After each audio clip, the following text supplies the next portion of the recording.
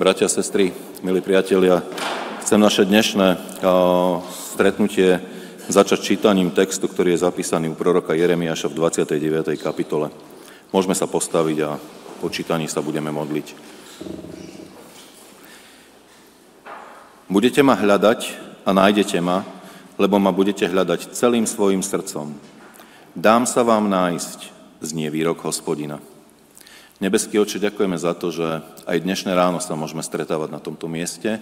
Ďakujeme za to, že aj tento ďalší rok, ktorý nám pridávaš, môžeme začínať s Tebou pod zvukom Tvojho slova, v obecenstve bratov a sestier, tých, ktorí ťa milujú a chcú žiť pre Teba. A tak prosím o to, aby sme dokázali byť sústredení na Teba, na Tvojho Svätého Ducha, aby si mohol pracovať v nás, na nás a potom aj skrze nás v tomto svete medzi našimi blízkymi. Ďakujeme za to zasľúbenie, že keď ťa budeme hľadať, tak Ty sa nám dáš nájsť. A tak prosím o to, aby sme ťa vedeli hľadať každý deň nášho života, aby sme chceli Teba poznávať, Teba vidieť a Teba mať prítomného v našich životoch. Prosím o to, aby si nám dal tú milosť, aby sme túžili po tom, aby si bol živý v našich životoch. Amen. Môžete sa posadiť a budeme spoločne spievať pieseň číslo 10 Sláva Ti, veľký Bože.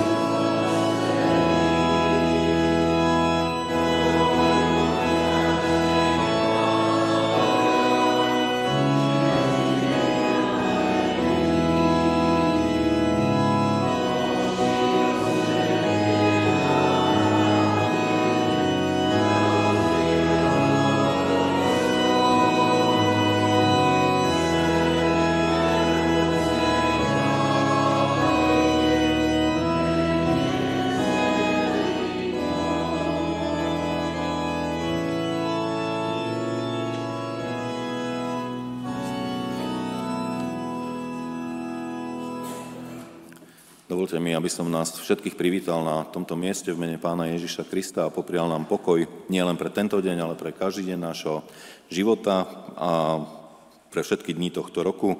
Som rád, že sa môžeme znova vidieť na tomto mieste. Dohodli sme sa na staršovstve, že veršik, ktorý sme vybrali pre zbor na tento rok, budeme mať aj ako veršik na mesiac január, takže nebolo to posledný krát, čo sme ho spolu počuli. Budeme si ho pripomínať počas celého januára, tak aby sme si ho aj zapamätali a trošku sa s ním zžili, že toto bude ten náš veršík pre náš zbor na tento rok. Budeme teraz spievať prvý verš z piesne 209 Verný si láskavý, Otče môj.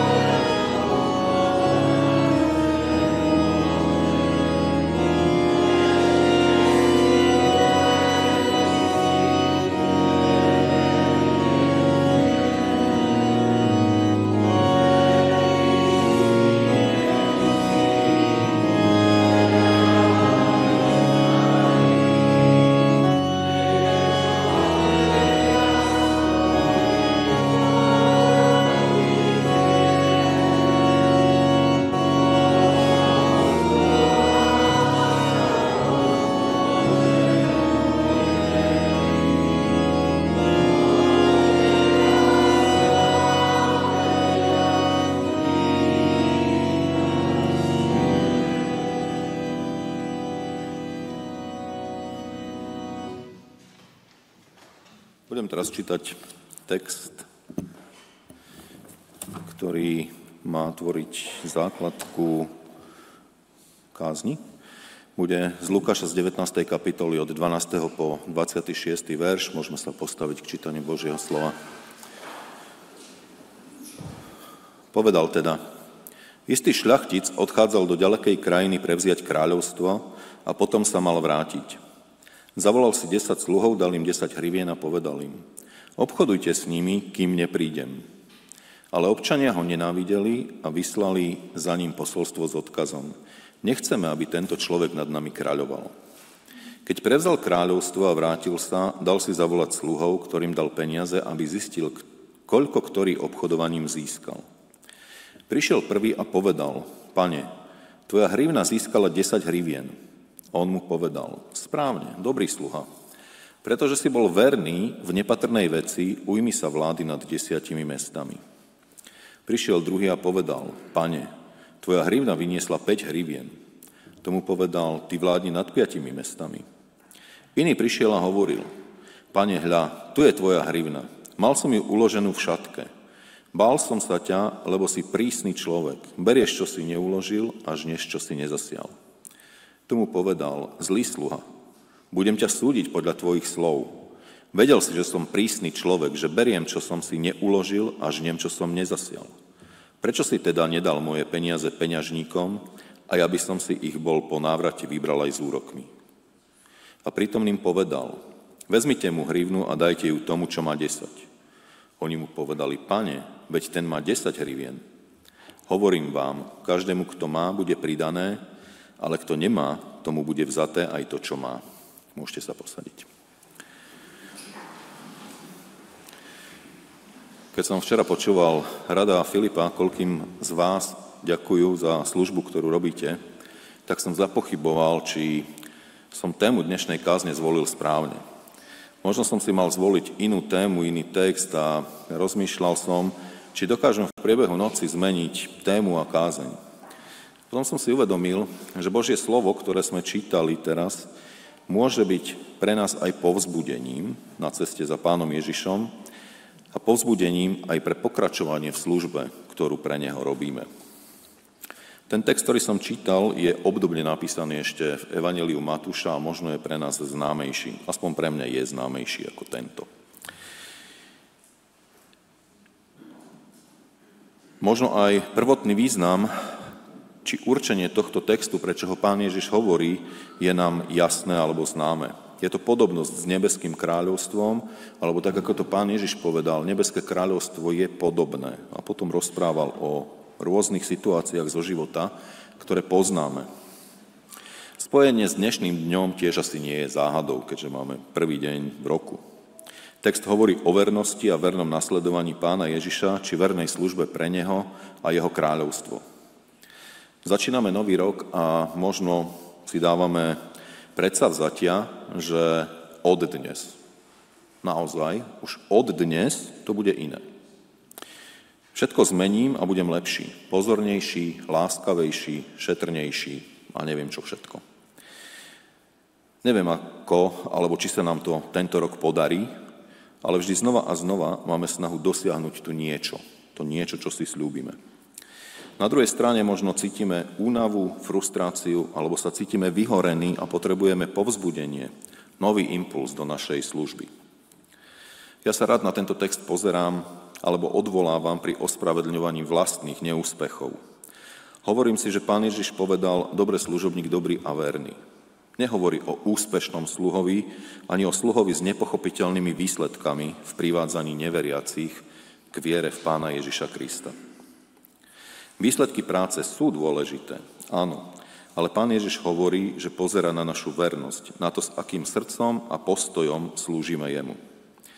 Výsledok je dôležitý, ale ten nie je v našej réžii. Výsledok našej práce na Božej vinici je v Jeho rukách a v Jeho réžii. Začiatok roka a povzbudenie k vernej službe Bohu, vernému nasledovaniu Pána Ježiša je to, na čo chcem dnes upriamiť našu pozornosť. Ale dosť teoretizovania. Teóriu ovládame. Vieme alebo rozumieme, čo nám Pán Ježiš chce povedať. Ja mám častokrát iný problém s týmto textom. Teóriu je nutné poznať preto, aby sme vedeli prakticky žiť. Áno, viem, že Pán Ježiš má na mňa nejaké nároky. Niečo mi zveril a ja to niečo mám múdro a zodpovedne správovať a využívať. Ale vieme, či uvedomujeme si, čo nám Pán Ježiš zveril? A vieme, ako to, čo nám zveril, čo s tým máme robiť a ako to máme robiť? Máme predstavu, že pri tých úspešných a viditeľných ľuďoch je to jednoduché. Ale čo my ostatní? Keď sa pozrieme napríklad na Billyho Grahama, ktorý mal vo svojom živote misiu, je to jednoduché. Alebo taký Jozef v Egypte. Dnešnou terminológiou by sme povedali, že to bola správa štátnych hmotných rezerv. Povieme si, to je OK, vedel, čo má robiť. Oni mali svoju obrovskú zodpovednosť, ale čo ja? Ako to platí pre mňa? Čo mám alebo čo nemám robiť, aby som slovami textu nezakopal alebo nezaviazal do šatky tú hrivnu, ktorú som dostal? Pre hľadanie odpovede sa chcem pozrieť na muža z Biblie, o ktorom toho veľa nevieme, ale aj na jeho živote sa môžeme niečo naučiť. Chcem sa ale najprv pozrieť na to, čo alebo ako sa dá zadefinovať vernosť. Vernosť je odvodená od slov verný, veriť a viera. Vo význame hodný dôvery, pravdivý, pravý alebo istý. V Novom zákone je to aj ten, kto dôveruje Božím zasľúbeniam, je presvedčený, že Ježiš vstal z mŕtvych, ten, kto nadobudol presvedčenie, že Ježiš je Mesiáš a pôvodca spásy. Je to cnosť, ktorá nám pomáha vytrvalo žiť svoj záväzok, ktorý sme dali. Vernosť je postoj oddanosti nápadom alebo povinnostiam, ktoré preberáme na seba. Táto posledná časť sa ma najviac dotkla. Oddanosť nápadom alebo povinnostiam, ktoré preberáme na seba. Oddanosť Bohu.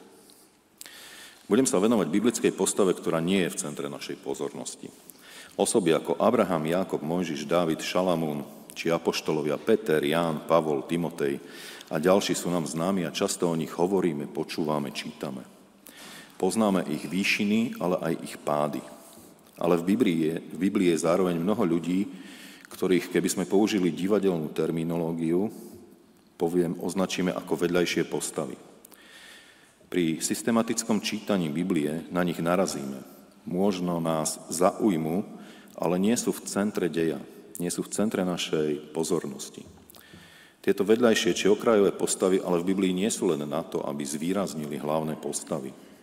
Aj skrze ich životy chce Boh ku nám hovoriť, a aj z ich života sa môžeme niečo dôležité dozvedieť a naučiť. Preto sa dnes chcem zaoberať postavou Abrahamovho sluhu či majordóma Eliezera Damašského.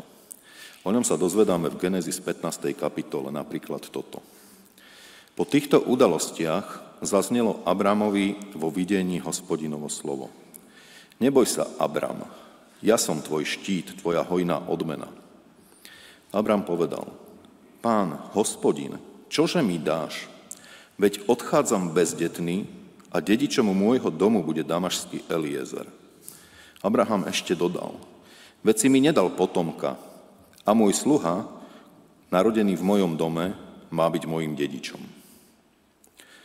Výraz narodený v mojom dome sa v iných prekladoch prekladá ako domorodý sluha alebo český schovanec môj, čiže niekto, koho iba vychovával, alebo cudzí syn môjho domu, čiže niekto cudzí, kto žil v jeho dome. Abram nejakým spôsobom získal tohto mladšieho muža, možno ešte iba ako chlapca, ako otroka. Tento chlapec vedel nielen pracovať a bol v práci zodpovedný, ale ako sa počase ukázalo, bol aj spoľahlivý. Postupne mu mohol Abram zveriť akúkoľvek úlohu týkajúcu sa hospodárstva, či osobne jeho domu, a Eliezer ju zodpovedne splnil. Tohto mladšieho muža voláme Eliezer, ale je pravdepodobné, že toto meno nie je jeho pôvodné, ktoré mu dala jeho matka. Meno Eliezer asi dostal až v dome Abramovom. El, Boh, I, môj, Ezer, pomoc. Teda môj Boh je pomoc, alebo Boh je môj pomocník. Na tento význam jeho mena ukazuje takmer celá 24. kapitola Genesis. A zároveň nikde nemáme zaznamenané, či to bolo vyznanie Abrama, že v tomto mužovi našiel Božiu pomoc, alebo to bolo vyznaním priamo Eliezera. Vieme o tom, že napríklad Jozef bol správcom domu faraónovho služobníka Putifara. Neskôr bol správcom, tak ako som to povedal, štátnych hmotných rezerv v Egypte. Nehemiáš bol kráľovým hlavným čašníkom, teda ten, ktorý ochutnával jeho jedlo, aby ho nikto neotrávil. Daniel bol vysoko postavený správca u kráľa v Babylone.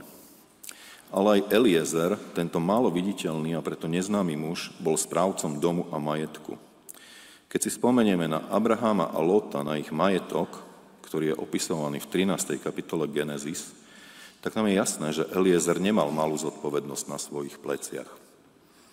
Píše sa tam, krajina však nestačila na to, aby mohli bývať spolu. Majetku mali toľko, že už nemohli zostať pri sebe. V jednom inom preklade je napísané, zem ich už nevedela uniesť. To znamená, že keď prešli ich stáda, tak to bolo neskutočne dokonale spasené. Za tým už sa nedalo ísť a pásť ďalšie stádo. Podľa textu z Genesis 15 vidíme, že Eliezer sa stal aj adoptívnym synom Abrama a Sáry. Vtedy bolo zvykom, že bezdetní manželia si adoptovali syna, ktorý sa o nich mal postarať. Mal povinnosť ich doopatrovať a musel sa im postarať o riadny pohreb so všetkými poctami. Ak sa takýmto rodičom neskôr predsa len narodil vlastný syn, potom ten vlastný prebral práva a povinnosti prvorodeného. Adoptívny syn potom zostal v dome adoptívnych rodičov ako druhorodený syn. V Abramovom dome boli teda traja synovia, Izmael, Izák a Eliezer. Biblia pozná ešte ďalších Abramových synov alebo Abrahámových synov, avšak títo synovia vedľajších žien nijako nenarúšali líniu nositeľov dedičstva, nositeľov Božieho zasľúbenia a požehnania. V Genesis 25 je napísané, Abraham dal všetok svoj majetok Izákovi, ale synom svojich vedľajších žien, ktoré mal, dal dary a ešte za svojho života ich poslal do východnej krajiny preč od svojho syna Izáka. Eliezer bol služobník, otrok v dome Abrama, ktorý sa svojou zodpovednou prácou a múdrosťou vypracoval až na predáka Abramových služobníkov, dokonca až na adoptívneho syna. Abram hovorí pred najvyšším o ňom ako o adoptívnom synovi či dedičovi jeho majetku. Eliezer zostáva v dome svojho pána Abraháma, aj keď sa pánovi narodili dvaja synovia. V 24. kapitole Genesis je uvedené niečo, čo tento Eliezer robil. A tam sa môžeme dozvedieť, ako zodpovedne koná svoju povinnosť, ku ktorej ho zaviazal jeho pán Abraham, a hľadá, či vyberá nevestu pre syna svojho pána. Celá tá kapitola má 61 veršov, ja som z toho vybral iba niektoré časti. Abraham bol starec vo vysokom veku a Hospodin ho vo všetkom požehnával. Abraham povedal najstaršiemu sluhovi vo svojom dome, ktorý mu spravoval celý majetok. Polož svoju ruku pod moje bedrá. Zavezujem ťa prísahou pred Hospodinom, Bohom neba i zeme, že nevezmeš pre môjho syna ženu z dcer Kanánčanov, medzi ktorými bývam, ale pôjdeš do mojej vlasti k môjmu príbuzenstvu a tam vyberieš ženu pre môjho syna Izáka. Sluha položil ruku pod bedrá svojho pána Abraháma a odprisahal mu to. Sluha vzal 10 tiav zo stáda svojho pána a odišiel. Mal so sebou aj rôzne drahocennosti od svojho pána. Vydal sa na cestu do Aram na Haraimu, do Náchorovho mesta. Podvečer, keď ženy obvykle vychádzajú čerpať vodu, nechal ťavy pred mestom odpočívať pri studni. Povedal, Hospodin, Boh Abraháma môjho pána, dopraj mi dnes šťastné stretnutie a preukáž láskavosť môjmu pánovi Abrahámovi. Pozri, stojím tu pri prameni a dcéry mužov mesta vychádzajú čerpať vodu. Deva, ktorej poviem, nachyl svoj džbán, aby som sa napil, nech odpovie, napí sa a ja napojím aj tvoje ťavy. Nech je to tá, ktorú si prichystal svojmu služobníkovi Izákovi. Podľa toho poznám, že si preukázal láskavosť môjmu pánovi. Muž ju, teda Rebeku, pritom mlčky pozoroval a aby poznal, či Hospodin doprial jeho ceste úspech alebo nie. Keď sa ťavy napili, muž vytiahol zlatý krúžok do nosa vážiaci 0,5 šekla a 2 zlaté náramky na jej ruky vážiace 10 šeklov. A spýtal sa: povedz mi, čia si ty, dcéra, našlo by sa v dome tvojho otca miesto, kde by sme mohli prenocovať? Odvetila mu: som dcéra Betuela, syna Milky, ktorá ho porodila Náchorovi. Vtedy muž vošiel do domu, Lában odsedlal ťavy, dal im slamu i obrok. Mužovi a tým, čo boli s ním, dal vodu na umytie nôh. Ďalej potom hovorí tento Abrahamov sluha: padol som na kolená, poklonil som sa Hospodinovi a dobrorečil som Hospodinovi, Bohu môjho pána Abraháma, že ma viedol správnou cestou, aby som mohol priviesť dcéru príbuzného môjho pána pre jeho syna. Teraz mi povedzte, či chcete môjmu pánovi preukázať láskavosť a vernosť. Ak nie, povedzte, a ja sa podľa toho obrátim napravo alebo naľavo. Lában a Betuel povedali: vyšlo to od Hospodina a my ti nemôžeme povedať ani áno, ani nie. Pozri, tu je Rebeka. Vezmi ju a choď, nech sa stane ženou syna tvojho pána, ako povedal Hospodin. Keď to počul Abrahámov sluha, poklonil sa pred Hospodinom až po zem. Povedal: nezdržujte ma, keď ma Hospodin úspešne viedol po ceste. Prepustite ma, aby som mohol ísť k svojmu pánovi. Vtedy prepustili Rebeku, svoju sestru i jej dojku, aj Abrahámovho sluhu a jeho mužov. Požehnali Rebeku a povedali jej: sestra naša, ty buď matkou nespočetných tisícov, nech tvoje potomstvo zaujme bránu svojich nepriateľov. Rebeka i jej slúžky vstali, nasadli na ťavy a šli za mužom. Tak prevzal sluha Rebeku a odišiel. Mám pre vás návrh na domácu úlohu. Skúste si túto kapitolu prečítať celých 61 veršov a skúste sa na to pozerať. Ja som sa aspoň vždy na to tak pozeral z tej dejovej línie, čo sa tam dialo. Izák, Rebeka, Abraham. Ale skúste sa na to pozrieť z pohľadu tohto muža, ktorý dostal úlohu a nejakým spôsobom ju plnil. Na začiatku je ešte písané o tom, ako sa pýta Abraháma, že čo má robiť ak. Je to veľmi zaujímavé, ako rozmýšľa dopredu a ako plní príkaz, ktorý dostal. Pre mňa je to veľmi zaujímavý pohľad na tohto muža bez mena. Je príkladom vernosti a zodpovednosti vo veciach bežného, každodenného života. Vyberanie nevesty síce nie je bežná záležitosť, ale niekde sa musel naučiť tú vernosť a zodpovednosť, keď ju vedel potom uplatniť v tak dôležitej úlohe. A takisto je príkladom muža, ktorý svojim životom ukazuje na Hospodina. Abrahamovi veľmi záležalo na tom, aby manželka jeho syna Izáka, ktorý bol nositeľom Božích zasľúbení a požehnaní, nebola nejaká žena zaťažená kanánskym náboženstvom a modloslužobnými praktikami. Chce, aby jeho nevestou bolo dievča, ktoré má odvahu opustiť dom svojho otca a matky, svojich príbuzných a vydať sa za manželom do neznáma. Počiatok každého manželstva je cesta do neznáma. To je pravda. Ale je treba, aby nevesta manžela pre Izáka opustila nielen dom svojich rodičov, ale aj dom svojej viery a svojich božstiev. Mala ísť do neznáma za niekým, koho nepozná. Nemá to byť žena, ktorá každú chvíľu bude utekať k mame a tak bude narúšať povolanie do línie Božích zasľúbení. A to sa dá zabezpečiť napríklad aj tým, že ju privedú z krajiny, ktorá je vzdialená. Eliezer podľa priania Abraháma mal ísť pre nevestu až do asi 1000-kilometrovej vzdialenosti, čo pre vtedajšie dopravné prostriedky nebolo málo. Dnes si povieme, že 1000 kilometrov zvládnem aj za deň. Vtedy to bolo na niekoľko mesiacov. Na všetky tie požiadavky, tradície a rodiny, nad všetky tie požiadavky, tradície a rodiny je tu mimoriadna požiadavka, aby žena pre syna Božích zasľúbení vyhovovala aj Božím požiadavkám. A to je veľmi dôležité, aby vyhovovala Božím požiadavkám. Neviem, ako by sme sa my zhostili tejto úlohy, ako by sme sa snažili túto úlohu vyriešiť. Eliezer má zabezpečiť Božiu vôľu. Nuž na počiatku cesty, počas nej, aj pri jej vrchole sa modlí. Človek z pohanského prostredia sa modlí k Hospodinovi. Od neho, od Hospodina, očakáva úspešné splnenie svojho poslania. Písmo o ňom takto hovorí. Padol som na kolená, pokoril som sa pred Hospodinom, ďakoval som Hospodinovi, Bohu svojho pána Abraháma, že ma viedol pravou cestou, aby som mohol vziať dcéru brata môjho pána pre jeho syna. Vidíme, že Eliezer nie len dobrý a poslušný sluha svojho pána, nielenže plní jeho zámery medzi neznámymi ľuďmi, ale je aj výborný ambasádor, predstaviteľ či zástupca svojho pána. Nadto je Eliezer ešte aj predstaviteľom viery v Hospodina.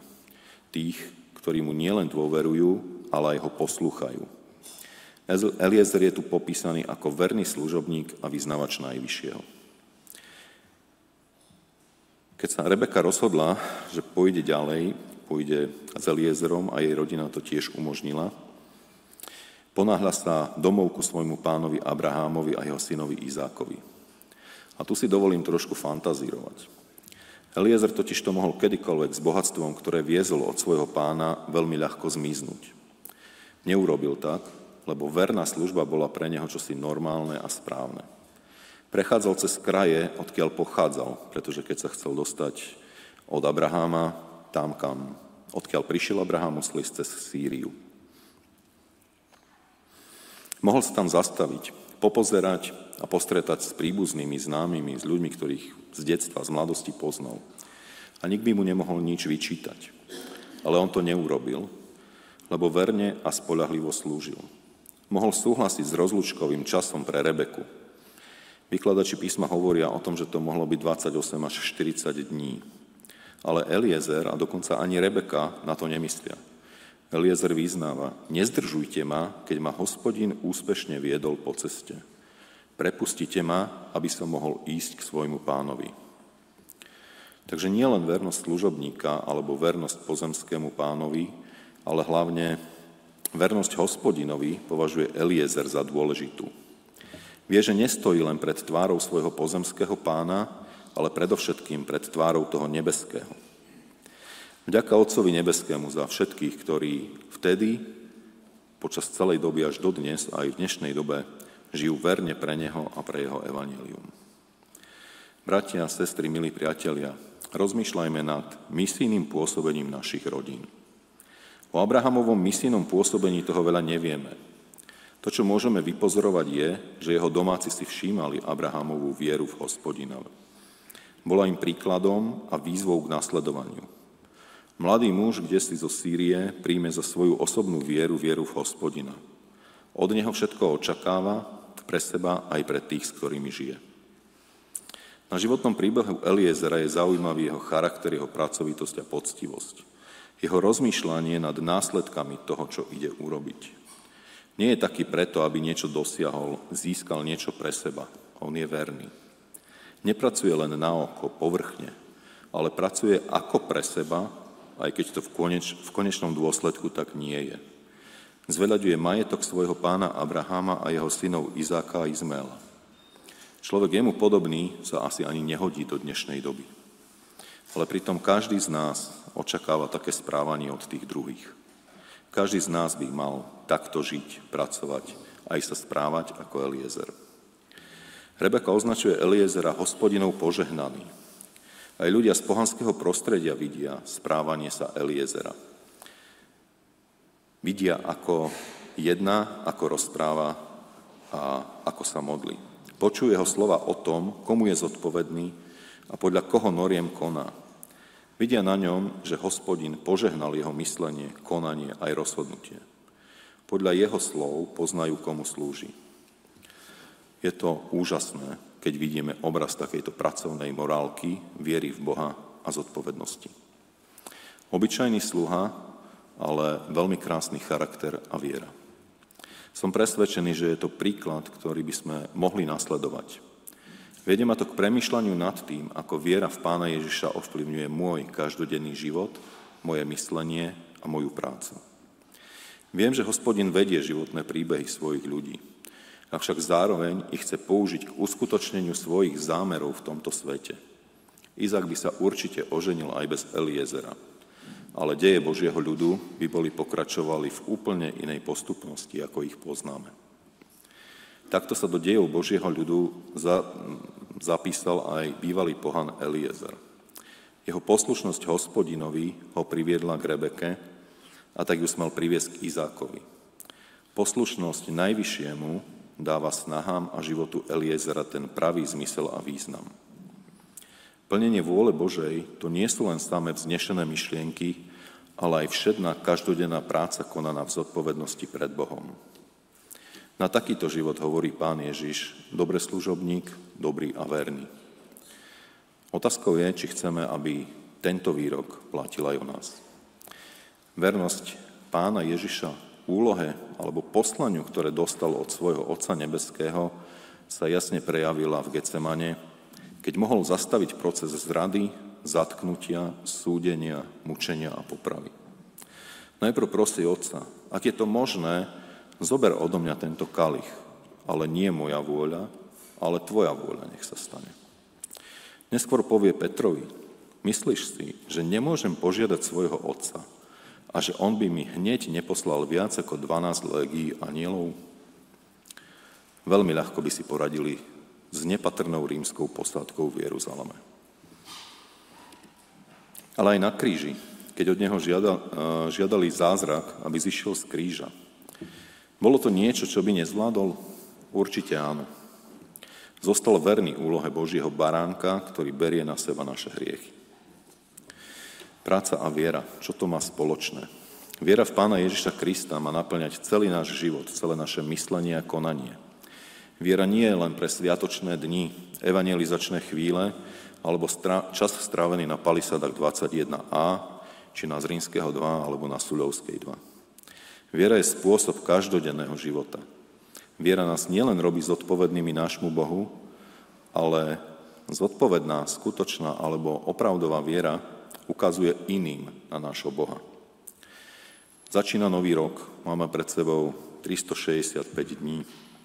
Na prvý pohľad veľa, ale v skutočnosti je to žalostne málo. A všetko to rýchlo preletí.